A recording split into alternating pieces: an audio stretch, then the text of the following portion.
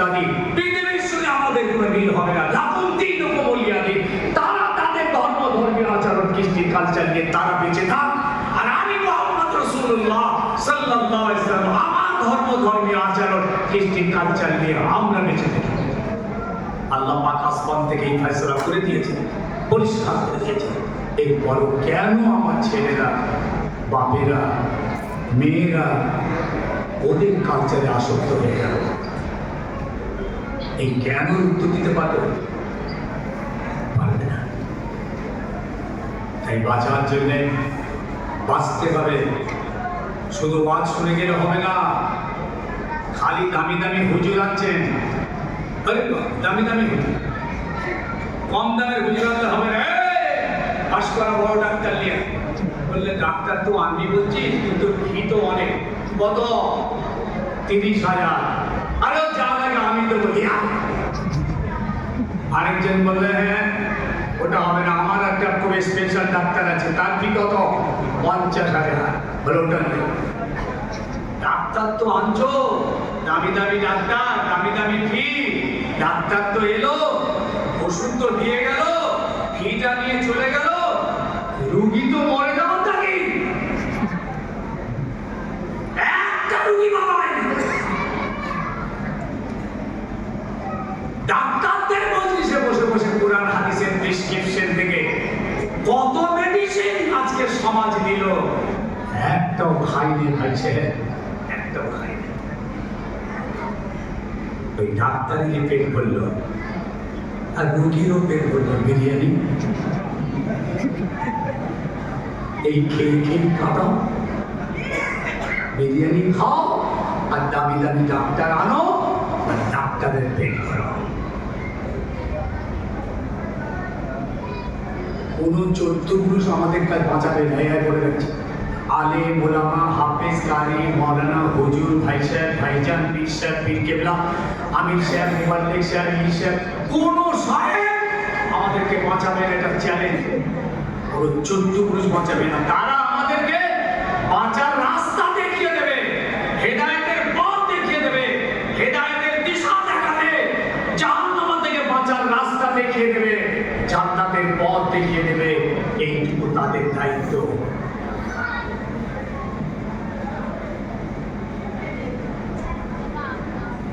আর ডাকলে কোথায় ঢোকাবে হবে, বলে হোক এত লোক হলকে হলকে আসবে,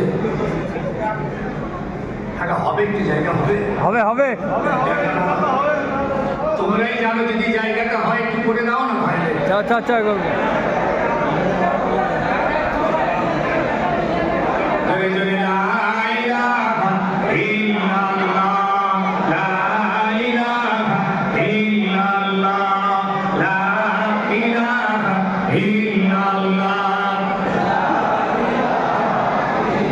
আসেন বাবা, আসেন একটু ভাইদের যায়, ছেলেরা ভিতরে ঢুকো, ভিতরে ঢুকো।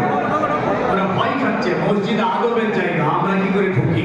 মসজিদে জলসা দিয়েও সমস্যা, সবাই মসজিদে ঢোকে না। একটা সম্মান টম্মান তো আছে মসজিদে, তাই না? ভয়ে ঢোকে না মসজিদে। মসজিদে যাও না, একটা মাথা যাওয়ার মসজিদের সামনে দিয়ে যায়, আমাদের মাথা মাথা মসজিদের সামনে দিয়ে যাচ্ছে, মসজিদকে বড় করছে। আর ও তো জানে না মসজিদ তার আগে থেকে ওকে বড় করছে, তুই যেন ঢুকিস না।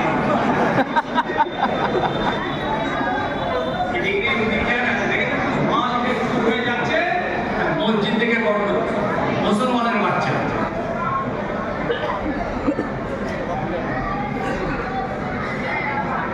ভাই আমার, বাবা আমার, সোনার যুবকেরা, কটা কথা বলে যাচ্ছি, একটু গভীরভাবে শোনো। ভিতরে এসো, আত্মসমীক্ষা করো, নিজেকে ভাবাও, গভীর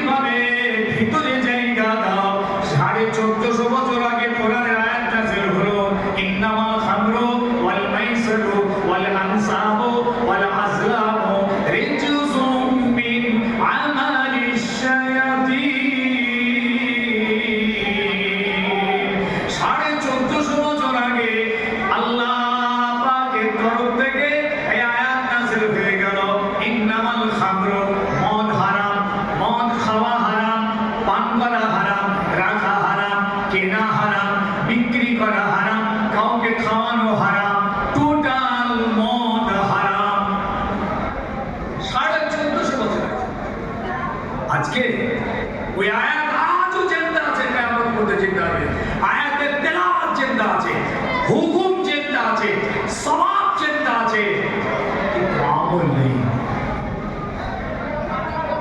সাহাবায়ে কেরামরা সেই সময় কিছু কিছু গরিব সাহাবী মদের ব্যবসা করতেন, সংসার ছিল।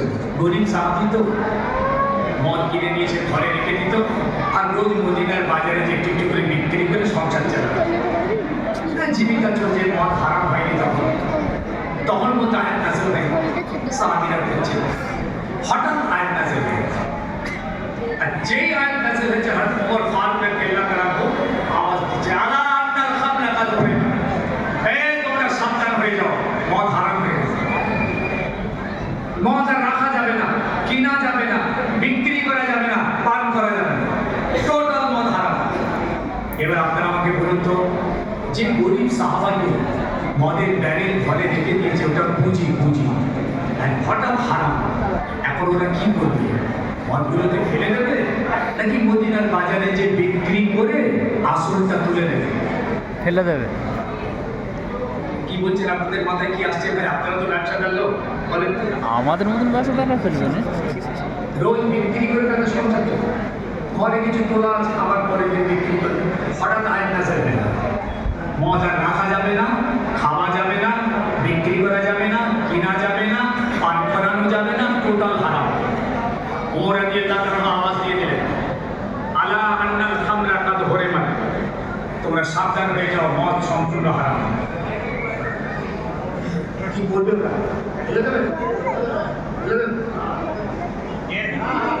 নাকি না মোটামুটি যে কটা আছে, মোটামুটি যাই করে লুকিয়ে চুপিয়ে একটু বিক্রি করে, গরিব মানুষ তো, বাচ্চাদের খাওয়াতে হবে তো, ওই আসলটা তুলে দিয়ে তারপর তো অবাক হবে। যেটা কিনে ফেলেছে ওটা তো বিক্রি করবে নাকি? না সব ফেলে দেবে? ফেলে দেবে? এই মাত্র তো আরেকটা নাজেল হলো, 2 দিন হলো তো নাই হলো। আমাদেরকেই দেবে। আরে ভাই এই মাত্র নাজেল হয়েছে, ফেলে দেবে? আমাদেরকেই দেবে, দেখো ঘুরিয়ে দাঁড়াও। তো একদিন সময় দিতে হবে, এক সপ্তাহ তো সময় দেওয়া দরকার। 12 মিনিটের মতন দেবে, দেখো। আমার গরিব সাহাবী সব এই সময় দাও, এক সপ্তাহ জীবনটা কিনে ফেলে যে অন্তত বিক্রিটা করে দিই। একটু ফেলে দেবে? ও সাহাবীদের বলাই বলছে ফেলে দেবে। দেখেছেন?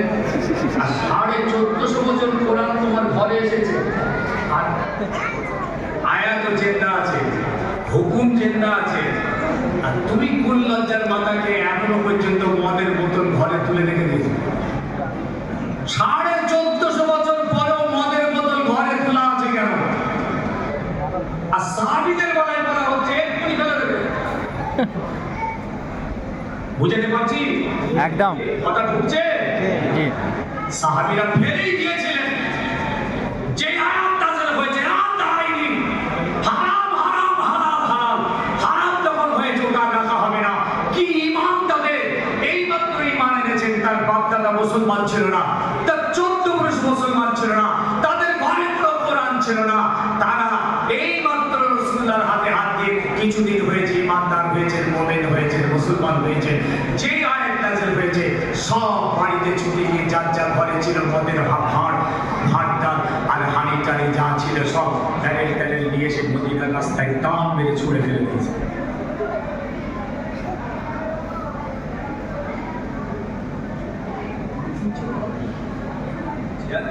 দেখতে পাই, ওরা আমাকে দেখতেই পাচ্ছে, দাঁড়িয়ে পড়ো। আফসোস হয়ে গেল, আমারও আফসোস হয়ে গেল যে এর উপর আর একটা দিনে বাবা একটু করে পড়ে যাই, হ্যাঁ, অন্তত এদের মুখটা থেকে শান্তি হতো। এমন চেয়ার দিলে হতো, এমন চেয়ার। ওটা একদমই নিচু হয়ে গেছে, ক্যামেরা করতে অসুবিধা।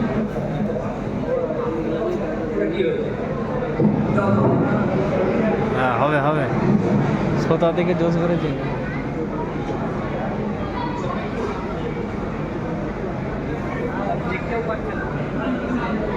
অনেক নিচু হয়ে গেছে, অনেক নিচু। আমরাই করলাম, রেডি হতে দাও। এখন বক্তব্য রাখে না, তোমাদের জন্যই করছি উচিত। ওই চেয়ারটার ওপর আর একটা চেয়ার তুলে দিক না, লাল চেয়ারটা তুলে দিক না, অসুবিধা কি আছে? স্ট্যান্ডার্ড হতে হবে, দেখালিয়া শর্ত কি?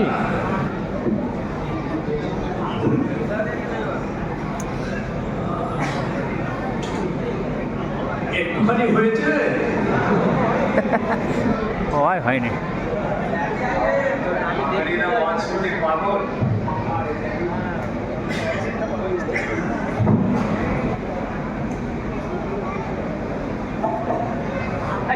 সকলের মহব্বতে লা ইলাহা ইল্লাল্লাহ।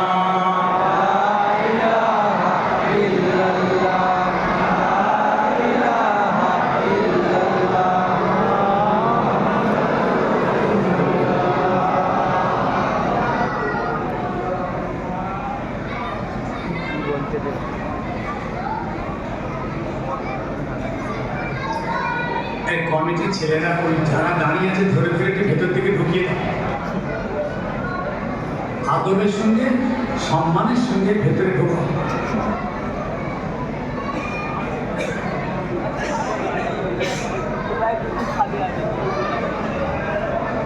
ভাই সাহেব, তাহলে 1450 বছর আগে যে মদ হারাম হলো, সাহাবীরা আয়াত নাযিল হওয়ার সঙ্গে সঙ্গে বাড়িতে গিয়ে সব ব্যারেলগুলো রাস্তায় রাস্তায় ছুঁড়ে ছুঁড়ে ফেলে দিয়েছে। আর একজন গরিব সাহাবীর কি হয়েছে দেখেন, তিনিও শাম থেকে কয়েকটা উট বোঝায় মদ কিনে নিয়ে মদিনায় ঢুকছে, তখন যে মদিনায় একটু ভালো দামে বিক্রি হবে শাম থেকে কিনে এনেছেন। আল্লাহু আকবার। আর সেই মাত্র হযরত ওমর ফারুক আওয়াজ দিচ্ছেন, আলা আন্নাল খামরা কাল হরিমা। টাইমটা বললাম, টাইমটা 10:40 ঝামেলা হয়ে গেল। বুঝেছেন? আর ওই গরিব সাহাবী যেই এসে শুনেছেন যে মদ হারাম, চিন্তায় পড়ে গেল, আমার তো পাঁচটা উট বোঝাই মদ, উটের পিঠ ভর্তি মদ। গরিব সাহাবী, বাড়িতে সবাই অপেক্ষায় আছে, ফিরবে, মাল বিক্রি হবে, আমার সংসার চলবে না।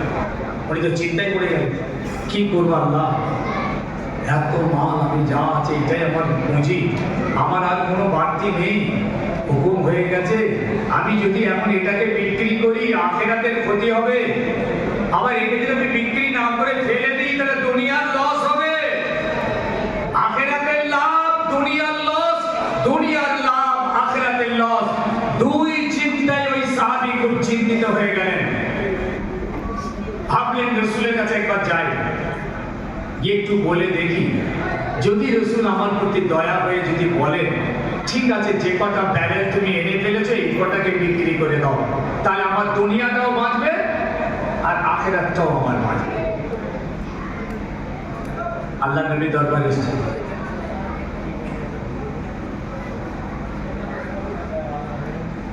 মেশিন খুব ডাউন হয়ে গেছে, বুঝতে পারছেন, মাঝে মাঝে দিচ্ছে, বুঝতে পারছো, মানে ওই প্লাগে তেল উঠছে, পিস্টন ডাউন, রিং পাতলা হয়ে গেছে, মোবিল খাচ্ছে।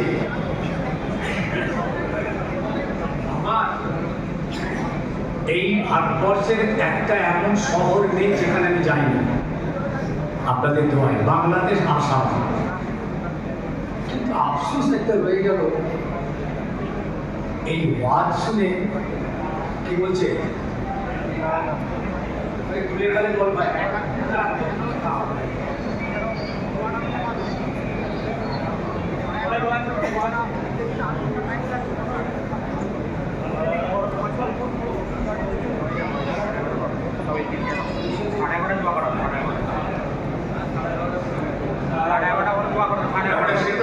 না না তো মহলের ব্যাপার, 11:30 পাবলিকের ডিমান্ড রাখতে হবে। 11:30 ঠিক আছে। আরে মসজিদে হচ্ছে ওরা মহলের ভিতরে তো এইটা আল্লাহুম্মা সাল্লি আলা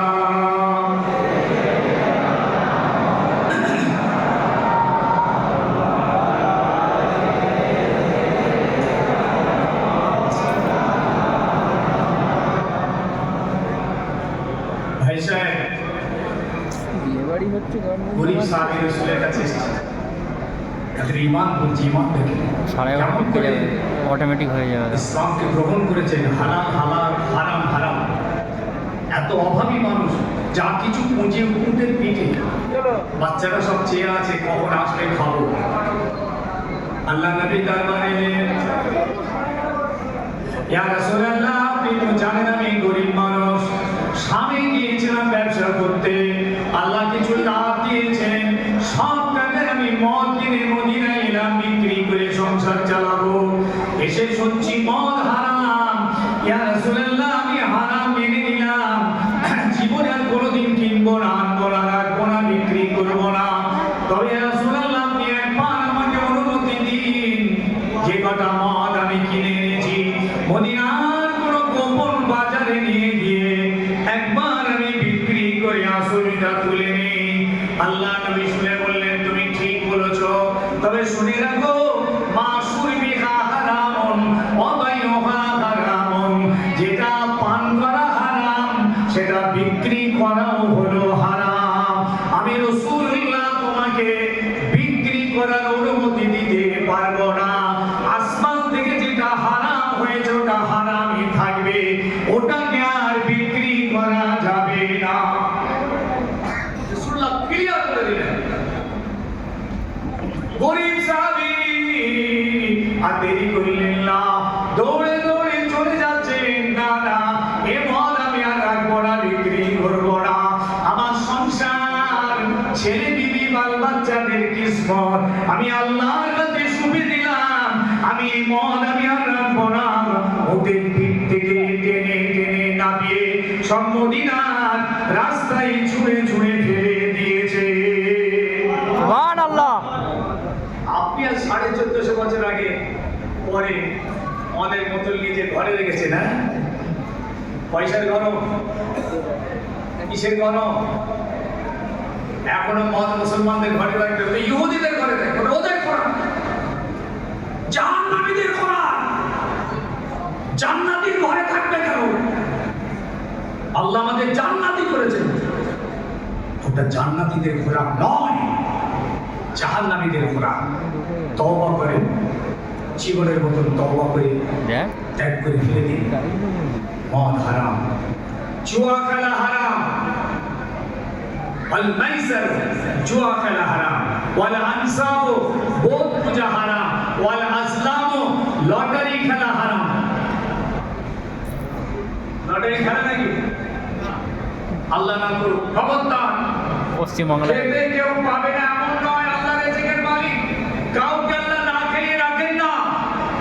একটা পিপিলিকার আল্লাহ রিজিক দেন, জঙ্গলের অত জীবজন্তুর রিজিক আল্লাহ দেন, পাহাড়ের অত জীবজন্তুর রিজিক আল্লাহ দেন, সমুদ্রের ভিতরে অত জীবজন্তুর রিজিক আল্লাহ দেন, কুল মাখলুকাতের আল্লাহ পাক রিজিক দেন, আপনারও দেবেন। লটারি কেটো না, হারাম। আর এই হারামের দৌড় কতদূর পর্যন্ত জানেন? আপনার হাড় হাড্ডি গোস্ত রক্ত যা তৈরি হবে সব হারাম। ছেলেগুলোকেও হারাম খাওয়াবেন, মসজিদে দেবেন, মাদ্রাসায় দেবেন, সব হারাম। কবুল হবে না, উল্টে শাস্তি হবে। কত হারাম পয়সা দান করে জানেন? মসজিদের মার্বেল করে দিয়েছে হারাম টাকায়, নামাজ হবে না। সুদের টাকায়, ঘুষের টাকায়, লটারির টাকায়, বললে আমি যা লাগবে মসজিদের আমি সমস্ত মার্বেলটা করে দিচ্ছি। কার টাকায় দিচ্ছি? হ্যাঁ, খুব সাবধান, হালাল উপায় করতে হবে, হালাল খরচ করতে হবে, বুঝেছেন? আল্লাহ পাক কিয়ামতের মাঠে যখন নামবেন, বলেছিলাম ফার্স্ট নেবি বিচার হবে, প্রথম বলবেন নামাজ পড়েছিলিস? এর পরের প্রশ্ন দেখেন, দ্বিতীয় প্রশ্ন, বান্দা দুনিয়া জমিনে 70 বছর বেঁচেছিলি, এই 70টা বছর ধরে বহু উপায় উপার্জন করেছিলি, এই উপায়টা কোন পথে করেছিলি? হালাল না হারাম আমাকে হিসাব দে। আবার 3 নম্বর, তোদের উপার্জিত টাকা পয়সা গুলো যখন খরচ করেছিলিস হালাল পথে না হারাম পথে হিসাব দে। 70টা বছর তুমি কোথায় কোথায় কাটালে হিসাব দাও। তোমার বাচ্চা কাল আমি বাদ দিলাম, বার্ধক্যটা আমি ছেড়ে দিলাম, জওয়ানির টাইমটা তুমি পৃথিবী জমিনে কোথায় কোথায় খরচ করেছিলে বান্দা, হিসাব দাও। শেষ প্রশ্ন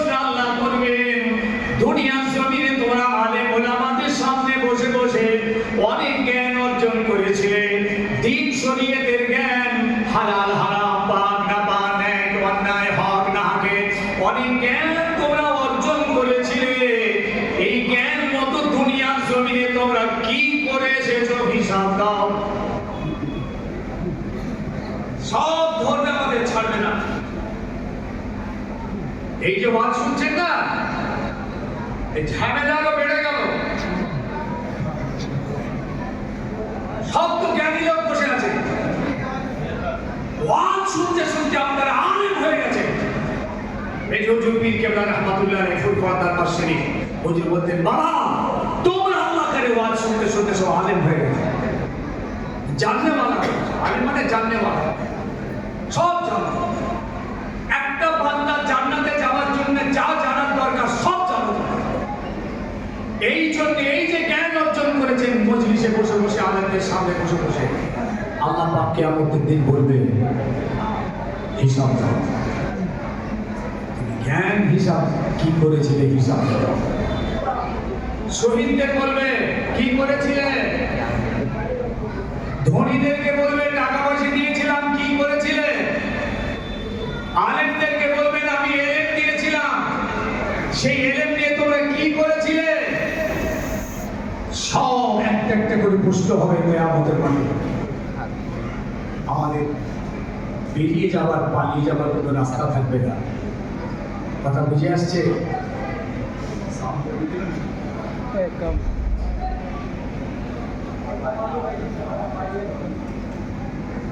যন্ত্রণা শেষ নেই। আর বাবা যা পাচ্ছিস এক এক জায়গায় এমন বন্ধ করে দেয়, একটু বন্ধ। এক জায়গায় আমি ওয়াজ করে দেখি যে মেয়েরাকে আর ওয়াজ করতে হয়, উঠে চালালাম। ও আমার মনে আছে আপনাদের কলেজ ময়দানে যাবো, কমাতে কমাতে কমাতে যাওয়া একেবারে এসে একদম পুরো সাউন্ড।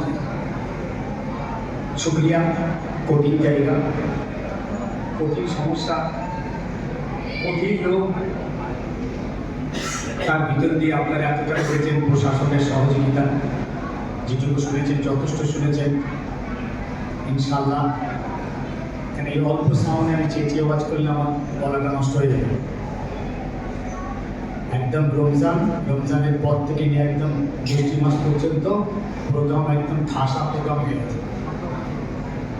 গলাটা যদি ওয়াজ করতে না পারি আর তখন শুনতে চাইবে না, হুজুর আসেন আসেন একটুখানি আসেন, যে আইডিতে দোয়া করে দিয়ে যাবেন, দোয়া করে দিয়ে মাথা খারাপ করে ফেলবেন, তাহলে অ্যাম্বুলেন্স পাঠা ছাড়বে না। শেষ করবো, শেষ চারটে আয়াত আপনাদের কাছে রেখে আমি শেষ করে দিচ্ছি। সব সময় মনে রাখবেন, আল্লাহর হক মাফ হয়ে যায়, বান্দার হক মাফ হয়ে যায়। আল্লাহ নামাজ শুরু করেননি, আল্লাহর কাছে কাঁদবেন, নামাজ শুরু করবেন, মাফ হয়ে যায়। রোজা রাখেননি, হজ করেননি, জাকাত দেননি, কুরবানি করেননি, সুদ খেয়ে ফেলেছেন, মিথ্যা বলে ফেলেছেন, সব আল্লাহর কাছে গুনাহ করেছেন। শুনছেন? এগুলোর জন্য আল্লাহর কাছে তওবা করে কাঁদবেন, আল্লাহ আপনাকে মাফ করে দেবেন। কিন্তু বান্দার কাছে যে গুনাহগুলো আমরা করে ফেলেছি এটা কিন্তু মাফ হবে না। বান্দার কাছে হক, মাকে মেরেছেন, বাপকে মেরেছেন, পরের জায়গা নিয়ে নিয়েছেন, জমি নিয়ে নিয়েছেন, টাকা মেরে নিয়েছেন, পর অপরকে আঘাত করেছেন, মেরেছেন, গালি দিয়েছেন, ইত্যাদি ইত্যাদি ইত্যাদি। এই যে বান্দার হক, এগুলো দিন ক্ষমা হবে না, ক্ষমা হবে না। হাত জোর করে বলে যাচ্ছি, সেই বান্দাদের কাছে গিয়ে আপনাকে ক্ষমা চাইতে হবে, তবে মাফ হবে। বুঝেছেন? এই দিকটা খেয়াল রাখবেন। এই জন্য আমি অনেক সময় বলি, ভালো কাজ কম হয় হোক, কিন্তু খাঁটি হোক, খাঁটি ভেজাল না হয়, অল্প হোক সলিড হোক। আর সুন্নাতের কাজ যতটা পারেন ততটা করেন। হালাল, ফরজ, ওয়াজিব, সুন্নাতে মুআক্কাদা যতটা হয় হোক, আস্তে আস্তে হোক, ধীরে ধীরে হোক, সময় মতো হোক, কিন্তু হারামটা সম্পূর্ণ বন্ধ হোক। জান্নাতীরা জান্নাতে চলে যাবে, জাহান্নামীরা জাহান্নামায় চলে যাবে, বাবা হিসাব নিকাশ হয়ে যাবে। জান্নাতীরা জান্নাতের ভিতরে নিজেদের ভিতরে আলোচনা করতে থাকবে। বাবারা কি আলোচনা করবে? গুনাহগারদের ব্যাপারে। জান্নাতীরা জান্নাতের ভিতরে নিজেদের ভিতরে আলোচনা করতে থাকবে।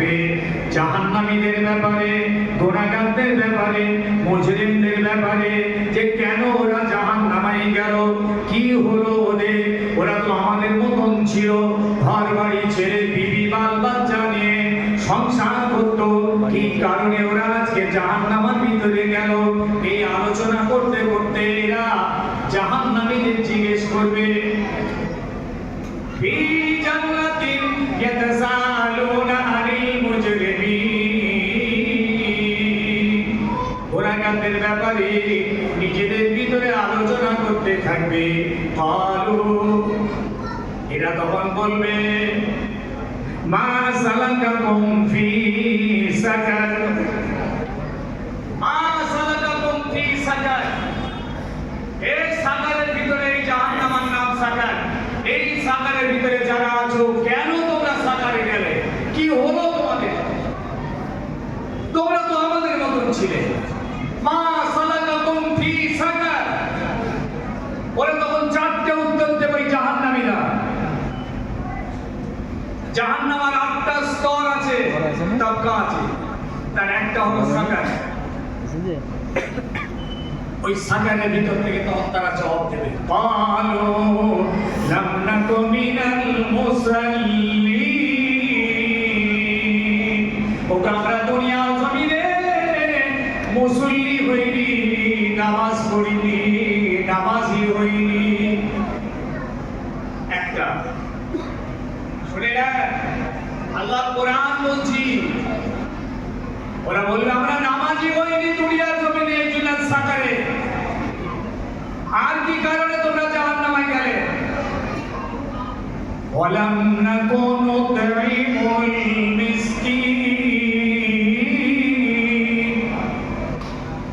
আমরা মিসকিনদের, ফকিরদের, বেওয়া এতিমদের কখনোই আমরা খাওয়াইনি। আছে কিছু বান্দা আছে যারা গরিব ফকির মিসকিনদের খাওয়ায় না, সাহায্য করে না, যদি বা করে কথা শুনিয়ে দেয়। কথা ঠিক বলছি নাকি? কথা শুনিয়ে ঝিড়কানি দেয়, রাগারাগি করে কিছু দেয়, ওসব দান খোদার পছন্দ হয়। ও দান আল্লাহ ছুড়ে তাদের মুখে মেরে দেয়।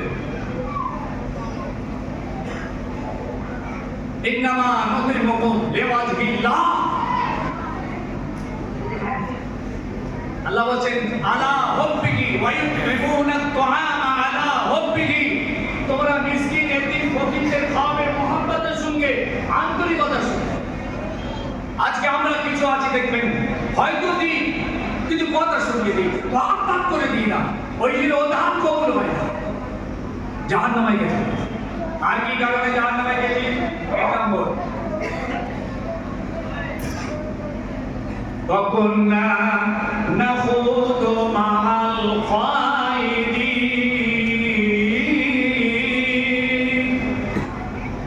আমরা দুনিয়ার জমিনে খারাপ মানুষদের সঙ্গে সঙ্গে ঘুরতাম, খারাপদের নিয়ে খারাপ জায়গায় বসে খারাপ আলোচনার ভিতর দিয়ে সময় কাটাতাম। মিলিয়ে না? জাহান্নামীরা উত্তর দেবে, আমরা খারাপ লোকেদের সঙ্গে থাকতাম, খারাপ জায়গায় বসে খারাপ আলোচনার ভিতর দিয়ে সময়টা কাটাতাম। মিথ্যা, গীবত, গিল্লা, পরচর্চা, পরনিন্দা, গালিগালাজ, চুগলখড়ি ইত্যাদির ভিতর দিয়ে সময় কাটাতাম। এই জন্য আজকে আমরা সাকারে নামে জাহান্নামে। আল্লাহ আল্লাহর কোরআন, আল্লাহ বলেন, এই আমার বান্দা কাদের সঙ্গে থাকবি শুনে নে। ইয়া আইয়ুহাল্লাযিনা আমানু ওয়াকুনু মা'আস সাদিকিন। তোরা আমার সাদিকিন বান্দা যারা, সালেহিন যারা, মুত্তাকি যারা, আরিফিন যারা, তাদের সঙ্গে থাকবি, তাদের সঙ্গে বন্ধুত্ব করবি, তাদের সঙ্গে সময় কাটাবি। অন্য জায়গায় আল্লাহ বললেন, ফাসআলু আহলিস যিকর ইন কুনতুম লা তা'লামুন। হে আমার বান্দা, তোমরা আমার আহলে কোরআন যারা, কোরআনওয়ালা, হাদিসওয়ালা, আলেমে দ্বীন, আলেমে হাক্কানীদের কাছে তোমরা তোমাদের অজানাগুলোকে জেনে নেবে। যা জানো না তা তাদের কাছ থেকে জেনে নাও, তাদের সঙ্গে বসো, তাদের সঙ্গে সম্পর্ক রাখো, তাদের সঙ্গে তাআল্লুক তৈরি করো। আল্লাহ আমাদেরকে আলেমে দ্বীনের সঙ্গে সম্পর্ক তৈরি করতে বলছে, আলেমে হাক্কানীদের কাছে অজানাটাকে জেনে নিতে বলছে। আজকে আমার সমাজের বেশিরভাগটাই দেখবেন আলেম ওলামা থেকে 100 হাত দূরে আছে। ওই সব তাদের সঙ্গে ঘোরাফেরা, যারা আজকে জাহান্নামে চলে গেছে। শেষ আয়াত, আর কি কারণে জাহান্নামে গেছিস? وَكُنَّا نُكَذِّبُ بِيَوْمِ الدِّينِ।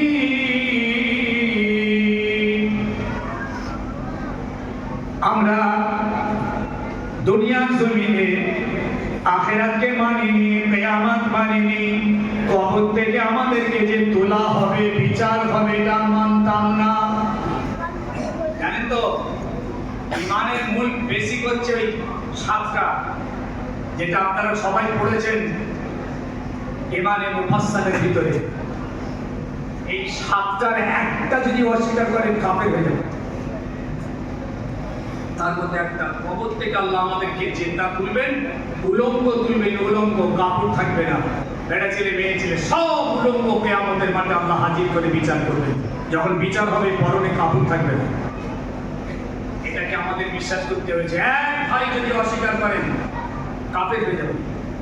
নামাজ না পড়লে কেউ কাফের হয় না, কিন্তু যদি অস্বীকার করে কাফের হয়ে যাবে। কবর থেকে আমাদেরকে আল্লাহ তুলবেন, বিচার হবে, এটার উপরে আমাদের বিশ্বাস, না জেনে না দেখে বিশ্বাস করে মেনে নিচ্ছি, এই জন্য আমাদের ঈমান। শেষ আয়াত, তারা বলল আমরা এটাকে মানিনি, এটা আমরা মানি। হাত্তা আতানাল ইয়াকিন। এইভাবে আমরা দুনিয়ায় বেঁচেছিলাম, জীবনযাপন করছিলাম, ভালোই চলছিল। হঠাৎ মৃত্যু এসে আমাদের কবরে নিয়ে চলে গিয়েছে। তওবা করার সময় পাইনি, নামাজ পড়ার সময় পাইনি, আল্লাহর কাছে মাপ চাওয়ার সময় পাইনি। হাত্তা আতানাল ইয়াকিন। যুবক, তোমরা ভাবছো আমরা অনেকদিন বাঁচবো, আর পুরো মুরব্বী যারা আমরা আছি, আমরা আর ভাবছি কিছুদিন বাঁচলে হতো। কিন্তু মত কারো হিসাব নিকাশ মানবে না। আমাদের চোখের সামনে দেখতে পাচ্ছি 70 বছরের দাদু বেঁচে আছে, বেনামাজি বেরোজগার অবস্থায়। তার 5 বছরের পোতাটা কবরে চলে গেছে। 4 বছরের, 3 বছরের, 7 বছরের পোতা মৃত্যু এসে টেনে কবরে নিয়ে চলে গেছে। 70 বছরের দাদু বাপ দাবিয়েতে তুমি বেঁচে আছো বেনামাজি অবস্থায়, এখনো হুঁশ হয়নি তোমার। বাপ মা বেঁচে আছে, হুঁশ হয়নি এখনো। 5 বছরের মাসুম বাচ্চাটাকে আল্লাহ পরীক্ষা করিয়ে দিলেন, কবরে নিয়ে চলে গেছেন। তুই ভাবছি আমরা অনেকদিন বাঁচবে। আল্লাহ আমাদের সকলকে দিন ইসলামকে বোঝার তৌফিক দিন, বলুন আল্লাহুম্মা আমিন। দিনের সমাজ বোঝ নেই, বলুন আল্লাহুম্মা আমিন। আমলটা যতটা না গুরুত্ব, তার আগে দিন ইসলামের গুরুত্বটা আমাদেরকে বুঝতে হবে। আমরা কে, আমরা কি, আমরা কেন, আমাদের করণীয় কি, কেন আমরা পৃথিবীতে এলাম। শেষ একটা আয়াত করছে, একটু বলে নিন, সময় খুব কমে যাচ্ছে।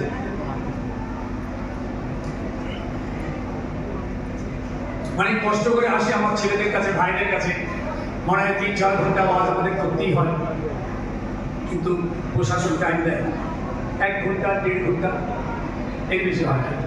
বুঝেছেন তো? বাধা কোন টেনে ভিতরে যদি 2 ঘন্টা হয়তো যাবে, বিরাট কিছু হচ্ছে না। দেখেন শেষ আল্লাহ পাক আমাদের কিরকম হুঁশিয়ারি দিয়ে দিচ্ছে। এই জমিন হচ্ছে আল্লাহর, আসমান আল্লাহর, চাঁদ সূরজ হাওয়া পানি রাত দিন সব আল্লাহ বলছেন আমার। এই বান্দা তোরাও আমার, আমি তোদেরও মালিক, কুল কায়নাতের মালিক, কুল মাখলুকাতের মালিক।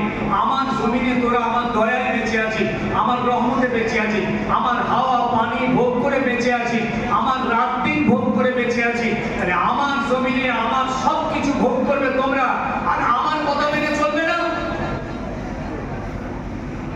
যেমন আপনি আপনার ছেলেকে বলেছিলেন, হে বেটা এ বাড়ি আমার, মালিক আমি, আমার বাড়ি তুমি থাকবে, খাবে, সব ভোগ করবে, আর আমার কথা শুনবে না, তা হবে না। আমার বাড়িতে থাকতে গেলে, আমার খেতে গেলে আমার আইন মেনে চলতে হবে। পারলে আমার বাড়িতে থাকো, তাই আমার বাড়ি থেকে বেরিয়ে যাবে। কথা আপনি আপনার ছেলেকে বললেন কেন? একটা বাড়ির মালিক হয়ে যদি এত বড় কথা বলতে পারেন, আমার মালিক, আমি মালিক, আমার কথা মতো চলতে হবে, বেরিয়ে যাও। আমার আল্লাহ সারা পৃথিবীর মালিক, আমাদেরও মালিক। তিনি বলছেন তাহলে আমার জমিনে থাকতে গেলে আমার আইন মেনে তোমাদের চলতে হবে। পারলে থাকো, না যদি পারো তাহলে আমার আসমান জমিনের যে সীমানা বর্ডার আছে ওই বর্ডারের বাইরে চলে যাও। আমি তোমাদের আর কোনো খবরে থাকবো না, তোমাদের সঙ্গে আমার কোনো হিসাব থাকবে না, আমি তোমাদের কোনো আযাবের ভয় দেখাবো না, তোমাদের কাছে আমার কোনো আইন যাবে না। নেবো আয়াতটা শুনে নেন। ইয়া মাআশিরাল জিন্নি ওয়াল ইনস, দুটো জাতকে বলছে, জিন আর ইনসান, দুটো জাত। জিন একটা জাত, ইনসান একটা জাত। দুটো জাতির জন্য নবী এসেছেন, কোরআন এসেছে, দ্বীন এসেছে, ইসলাম এসেছে, সব জেনেদের জন্য, আমাদের সব সমান। ওদের দেখা যায় না, আমাদের দেখতে পাওয়া। ওরা আগুনের, আমরা মাটি, তফাতে একই জিনিস। ইয়া মাআশিরাল জিন্নি ওয়াল ইনস, হে জিন এবং ইনসান সম্প্রদায়েরা, ইনিস্তাতাআতুম আন তানফুযু মিন আকতারিস সামাওয়াতি ওয়াল আরদ ফানফুযু, যদি তোমাদের ক্ষমতায় কুলিয়ে যায় আমার আসমান জমিনের এই বর্ডার, এই সীমানার বাইরে বেরিয়ে যাওয়ার যদি তোমাদের ক্ষমতায় কুলিয়ে যায়, ফানফুযু, বেরো। কোনো কথা নেই, আমার জমিনে থাকলে আমার নিয়ামত ভোগ করলে আমার আইন মেনে চলতে হবে। Yes or no? পারলে থাকো, না পারলে বেরো। আপনি আপনার ছেলেকে যদি আপনার বাড়ির মালিক হয়ে যদি বার করে দিতে পারেন, আমার খোদা কেন আমাদের পারবেন না? কুল কায়নাতের মালিক, আমাদের মালিক, তিনি আমাদের হায়াতের মালিক, মওতের মালিক, ইজ্জতের মালিক, তিনি পারবেন না বলতে? তাই বলে দিয়েছে ফানফুযু বাই ওয়াটার, বেরো। কি করবেন? এই ছেলেরা আর নামাজ পড়তে হবে না, তোদের চবি দিয়ে যাবি, কেউ করবে না। যত বাড়ি মদ খাবে কোনো সমস্যা নেই, যা পারিস করবি। বলি আল্লাহ পাক কি বলছেন? লা তানফুযুনা ইল্লা বিসুলতান। ওরে আমার বান্দা, কোথাও বেরিয়ে যেতে পারবি না, পারবি না, পারবি না। যেখানেই যাবি না কেন আমি আল্লাহ, আমার সুলতানাত চলছে, আমার বাদশাহী চলছে, আমার আইন চলছে, আমার চাবুক চলছে, আমার হুকুম চলছে। কোথাও তোরা বেরিয়ে যেতে পারবি না। আসমানে যাবি, আমার আইন চলছে, জমিনের নিচেই যাবি, আমার আইন চলছে, পাহাড়ের মাথায় উঠবি, আমার আইন চলছে, জঙ্গলের ভিতরে যাবি, আমার আইন চলছে, সমুদ্রের গভীরে যাবি, আমার আইন চলছে। কোথাও তোরা যেতে পারবি না। ইমানদার, এই আয়াতের পরে আর কোন ইমানদার বিপদগামী হতে পারে না, আর কোন ইমানদার অবুঝ হতে পারে না, আর কোন ইমানদার খোদা থেকে মুখ ফেরাতে পারে না, আর কোন ইমানদার আল্লাহর দ্বীন থেকে দূরে সরে যেতে পারে না। আল্লাহ পাক আমাদের কাছে চ্যালেঞ্জ করে দিয়েছেন। আল্লাহ আমার ছেলেদের, ভাইদের, বাপদের, মায়েদের, বোনেদের দ্বীনকে বুঝার তৌফিক দিন, বলুন আল্লাহুম্মা আমিন। ইবাদত তো হবে, ইবাদতের আগে দ্বীন ইসলামের গুরুত্ব আমাদের অন্তরে আগে জায়গা পাক। আমরা কি কোরআন, দ্বীন, ইসলাম, শরীয়তকে গুরুত্ব দিই, নবীকে গুরুত্ব দিই, আল্লাহকে গুরুত্ব দিয়ে আল্লাহ পাকের মহব্বত হাসিল করি, আমল চালু হয়ে যাবে, ইনশাআল্লাহ চালু হয়ে যাবে, ঘুরতে পারবে। একবার শহরে দরুদ শরীফ আল্লাহুম্মা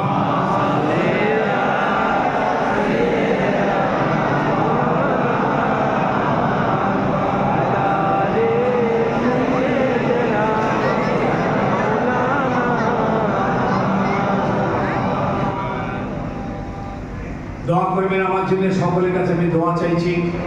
বহু ভাই আছেন, ছেলে, যুবক, জওয়ান, মুরব্বী, সেহাতের জন্য দোয়া চাইবেন, খাতেমা বিল খায়রের জন্য দোয়া চাইবেন। মরতে হবে, একদিন তো মারা যাব, ইমানের সঙ্গে যেন মওত হয়। আর আল্লাহ জীবদিন দুনিয়ায় রাখে, আল্লাহ তার সেহাতের সঙ্গে তন্দুরুস্তির সঙ্গে আল্লাহ আমাকে বাঁচিয়ে রাখেন, বলুন আমি দোয়া যে আমার সবর ভাইদের আল্লাহ সেহাতে করলে ইনায়ত করেন, হায়াত কিসমতকে দারাজ করেন, দিন ইসলামের উপরে আল্লাহ আমার ভাই ছেলে যুবক মুরব্বীদের আল্লাহ জিন্দা রাখেন, বলুন আল্লাহ আমিন।